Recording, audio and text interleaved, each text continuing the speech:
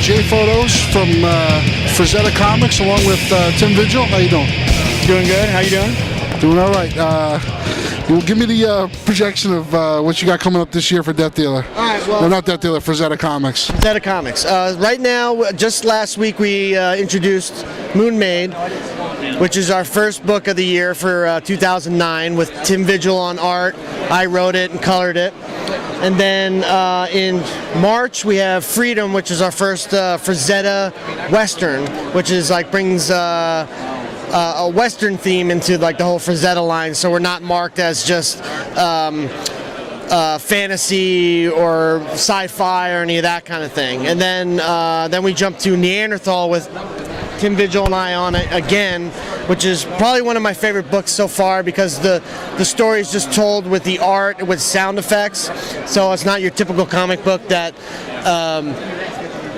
you got word balloons and all that kind of stuff. So it's not your typical kind of thing. So we're trying different things with the whole line, So if anybody does bitch about, oh, I hated how they did this, but I like how they did that, and I like how they did this, or I hated how they did it, whatever. So try to fit all genres. Even if somebody doesn't like the fantasy stuff, they can pick up like Creatures, which is more sci-fi, or they can pick up the Western. Yeah, and you really don't see too many Western comics. I mean, I'm not horror stuff too, So there's horror books. So I want to try to make sure I fit all different realms, if you want to call it, Tim, you got anything come out on your own too you want to mention?